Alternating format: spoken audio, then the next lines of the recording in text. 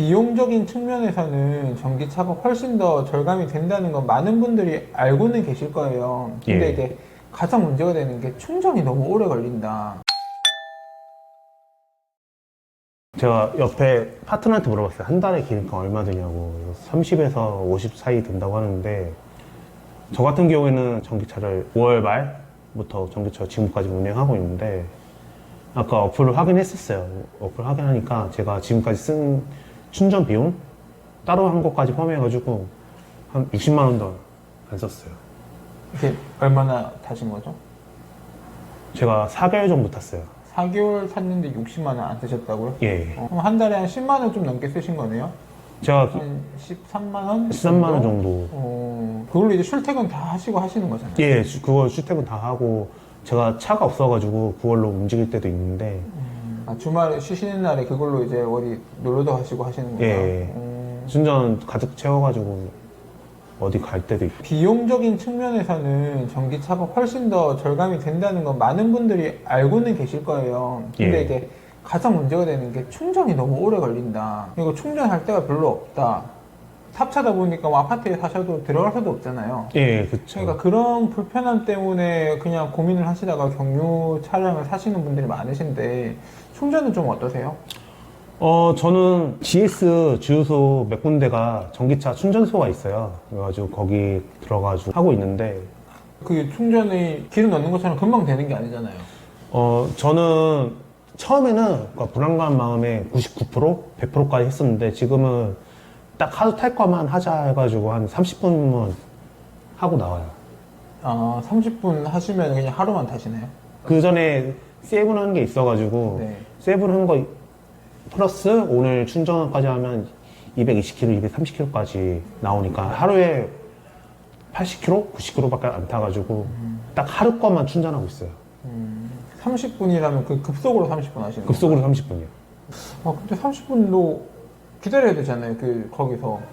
기다리 안지로 하세요. 안 지루한 것보다 가끔씩 택배 기사님들이 오세요. 네. 오시면 뭔가 거기는 어떠시냐고, 물량 어떠시냐고 막 물어. 택시 기사님 있으면 이거 차 괜찮냐고. 아이오닉 6 뽑으신 기사님 있었는데 이거 차 그랜저급 아니냐고. 택시로 하기도 아깝지 않냐고. 이거 그 사장님이 기사님이 어깨가 올라가지고 아 괜찮다고. 거기서 그냥 뭐 오는 사람들이랑 얘기하고 그냥 그렇게 시간 보내시는 거예요, 그러면? 그렇게 그러니까 지루할 틈이 없어요. 저 같은 경우에는. 그분들은 그냥 경유 차량 주유하러 오시는 거고. 예. 그 집 주위에는 이렇게 충전하실 때가 마땅치는 않으신 건가요? 마땅치 않고 제가 배 넘버 받으면서 할인 카드도 받았어요. 남들 319원 충전할 때 289원으로 충전하고 있습니다. 그러니까 이게 전기도 이제 경유 유류 지원 같은 그런 지원금 같은 게 그러니까 할인이 되는 건가요? 예, 그런 의미로 알고 있어요. 아까도 말씀드렸지만 비용적인 부분이나 이런 거는 정말 이제 전기차도 어느 정도 안정화가 돼가지고 뭐 고장 염려나 뭐 그런 거는 그렇게 크지 않은데 충전을 모르겠어요. 저는 제가 이제 택배할 때는 진짜로 1분 1초가 아깝고 막 그랬거든요. 그래서 배달하는 그 시간이 아까운데 30분 동안 내가 주유소에서 있는다? 그건 한 꿈도 못 꾸거든요. 밥도 안 먹고 일을 하는데 어떻게 30분 맞아요. 동안 내가 그 주유소에 앉아가지고 뭐 물론 뭐 사람들 오면 얘기도 하고 하신다고 하지만 그것도 하루 이틀이지 그걸 어떻게 하나 싶은데 이게 충전 문제가 참 큰 것 같아요. 저는 이제 이렇게 택배 터미널 같은 데다가 좀 이런 충전 시설을 좀 완비를 해놓으면은 택배 기사님들이 많이 좀 바꿀 것 같긴 하거든요. 근데 그런 지원은 전혀 없으면서도 뭐 내년부터 경유 차량 안 된다 뭐 이런 게 있는 게 참 아이러니한 것 같아요. 이게 진짜로 맞는 건가 싶은 생각도 많이 들거든요. 저도 내년부터 배넘버가 전기차고 가스차밖에 네. 안 된다고 알고 있는데 너무 빠르지 않나 그 생각 들었어요. 네. 그래서 저번에 어떤 노제 사장님 만났는데 그 양주 있는 터미널인데 전기차 배선 충전 시설 만들고 있다고 하더라고요. 그래서 그렇게만 택배사에서만 좀만 지원만 해줘도 충전 문제 많이 없을 것 같다는 생각을 딱 들었어요. 저는. 그러니까 하차하고 있을 때 그냥 꽂아놓고 하차하고 빼고 나가면 되는 그런 정도의 그런 건 해주면 되는데 솔직히 비용이 많이 들 거라고 예상은 들어요. 근데 뭐 진짜로 택배 기사님들한테 그런 경유차 사지 말라고 하고 막 이렇게 전기차를 좀 지양해달라고 할 거면은 그 정도의 좀 지원을 해주면서 이렇게 해라고 해야 되는 게 맞지 않나.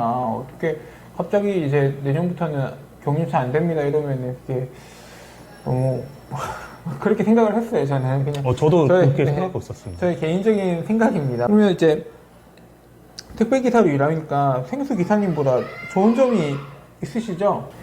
생수 같은 경우에는 장점은 아까 말한 것처럼 새벽에 출근하고 빠른 시간 상차해가지고 점심 전에 전후로 끝나는 게 장점이라면 택배 기사 장점은 저 그렇게 생각하고 있어요. 생수 같은 경우에는 100%가 다 무거운 짐이었는데 택배 같은 경우는 반은 무겁고 반은 가볍고 생수의 단점 같은 경우에는 너무 많이 옥탑이나 3층, 4층에서 물을 많이 시켜요. 신기하게도 저희가 1분 1초가 너무 아깝기 때문에 생수를 4개를 후다닥 올려놓고 또 다른 데 배송하고 그게 많아가지고 무릎이 안 좋아가지고 제가 그만둔 이유도 있었는데 그리고 택배 단점은 제가 생수를 먼저 시작해가지고 그런지 몰라도 택배 꽃은 까대기라고 하고 있잖아요. 네. 저는 까대기가 너무 싫어해요. 솔직히 얘기해서 지금도. 아, 까대기는 아직도 적응 중이에요. 생수 같은 경우에는 상차가 한 1시간에서 1시간 반 정도 되는데 뭐 한류 같은 경우에는 저희가 7시 시작해가지고 11시 반? 예, 끝날 때면 생수 같았으면 이 시간대에 배송하고 거의 절반 정도 했을 텐데 그런 생각 들더라고요. 그러니까 저는 아직 까대기 적응하고 있어요. 분류 도움이 없으신가요? 저희는 없어요. 그러면 이렇게 희소터는? 일스토만 있어요. 대부분 10시 반에서 11시 반에서 끝나요. 일주일 통째로 평균 시간 됐을 때는. 10시 반에서 10시에서 10시 반이라는 게 CJ 기사들한테는 꿈 같은 시간이거든요. 진짜로 뭐 월요일이나 이럴 때야 이제 10시 막 이렇게 하차 끝나고 나가는 건데 이제 CJ 기사님들은 뭐 12시에 있는 기본 1시, 2시 저 늦게 나갔을 때 3시에도 나간 적이 있었어요. 그럼 나가면 이제 눈앞이 캄캄하거든요. 이미 사람들 막 퇴근하려고 준비하고 있는데 차에 이렇게 가득 실려있고 이러면 막 미치거든요. 근데 그때 생수를 하셨기 때문에 그런 시간이 너무 길게 느껴지시는 거지. 만약에 CJ에 있다가 오셨으면 그 시간이 너무 벌써 끝났어? 이렇게 느낄 수도 있어요, 이게. 네. 이게 뭐 상대적인 거라서. 맞아요.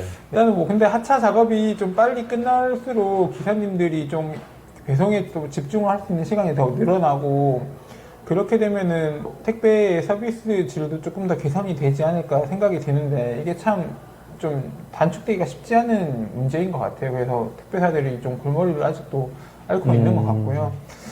그럼 이제 마지막으로 택배기사 혹은 생수기사를 생각하시는 분들에게 한 말씀 해주실 말씀 있으실까요? 생수기사나 택배기사를 준비하신 분 유튜브로 많이 나오고 있잖아요. 그러니까 유튜브보다는 저희가 직접 그 동네 오시는 택배기사한테 여쭤보거나 아니면 여러 가지 카페 이름 밝힐 수는 없지만 카페들이 많아요. 카페 밝히셔도 됩니다. 밝혀도 되나요? 밝혀도 됩니다. 저 그 기사님들한테 도움이 되는 거랑 가서 예. 노출하고 있으니까. 카페 소통 카페가 있어요. 거기서 저도 택배기사 소통 카페. 예. 네. 저도 아직 시작 단계여가지고 상한 제처법을 알기 위해서 많이 글도 올리고 이렇게 하고 있는데 그 카페에서 많이 정보 얻으셔도 되고 뭐 택배나 키프레스 자리에 있으면 전택구라고 있어요. 전택구는 저희가 내 자리를 올릴 수도 있고 거기 있는 소장님, 스태프분들이 우리 사람 필요하니까 이렇게 모집 광고도 하고 있거든요. 그런데 보시고 그러니까 정보 얻으신 거 좀 좋습니다. 그러니까 유튜브 저는 솔직히 믿을만 하지 못해요. 저도 유튜브 보고 갔거든요. 유튜브 보고 갔는데 그 유튜브에도 요즘에 그 회사들이 좀 많이 나오는 것 같아요. 저도 물론 유튜브를 하고 있지만은 좀 유튜브도 이제 다 믿을 수는 없구나 하는 거 많이 느끼고 있습니다. 네. 그러니까 소통 카페나 아니면 전택구 카페를 이용하시는 게 100%라고 생각하고 있어요.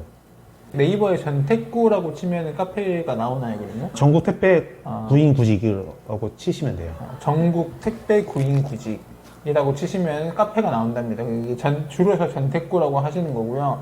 거기 가면은 좀 이제 구인 구직에 관한 정보들이 많이 있다고 하시니까 뭐 진짜로 기사님 하시려고 생각하시는 분들은 그 카페를 이용해 보시는 것도 좋은 방법인 것 같습니다. 거기는 진짜로 거기서 종사하고 계시는 대리점장님이시나 아니면 기사님들이 본인 구역을 내놓거나 뭐 하고 싶다 이런 정보를 올리는 곳이니까 어느 정도 믿을 수 있는 카페라고 하시는 것 같아요. 내가 원하는 지역이 있으면 거기 글을 올리면 택배사 전장님이 연락이 와가지고 이렇게 연락 받을 수도 있고 저도 그렇게 글을 올린 적도 있습니다.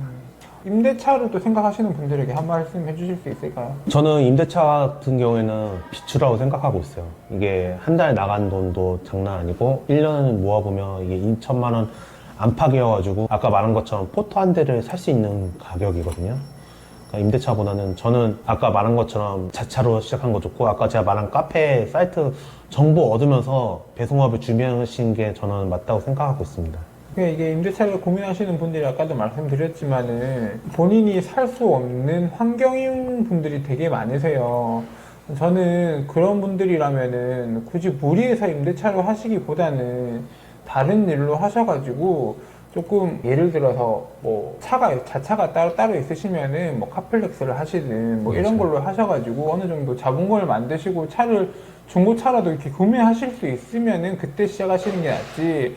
굳이 무리하게 임대차를 하셔가지고 들어가는 거는 솔직히 비추합니다, 저도. 쿠팡 친구 하셔가지고 어느 정도 목표 있게 자본금 모아가지고 차를 사신 것도 좋다고 생각하는데 지금 쿠팡 친구들이 뽑는 게 드물어가지고 아까 말한 것처럼 차근차근 준비하시는 게 좋을 것 같아요. 카페에 가셔가지고 정보도 얻고 내가 언제까지 차를 사겠다 해가지고 차근차근 계획을 세워놓고 하시면 더 낫지 않을까 그렇게 생각하고 있습니다. 임대차로 일을 하시고 전기차를 구매하셔서 일을 하시고 뭐 이런 좀 기사님들이 경험하지 못했던 걸 많이 경험해 보신 기사님을 모셔서 여러 가지 이야기를 들어봤고요. 이 영상으로 인해서 이런 좀 고민을 같이 하시는 분들이 계시다면 좀 많이 도움이 되셨길 바랍니다. 오늘 귀한 시간 내주셔서 너무 감사하고요. 지금 예. 저희 연탄 봉사하고 와서 지금 카페에서 앉아서 인터뷰하는 거거든요. 정말 귀한 시간 내주셔가지고 힘들게 같이 일을 해주시고 또 이렇게 많은 분들이 피해를 보실까봐 인터뷰를 해주신 거니까 보시고 많은 응원 댓글도 남겨주시면 좋을 것 같아요. 그럼 여기까지 택배로 먹고 사는 남자 택맨이었고요. 그럼 또 봐요.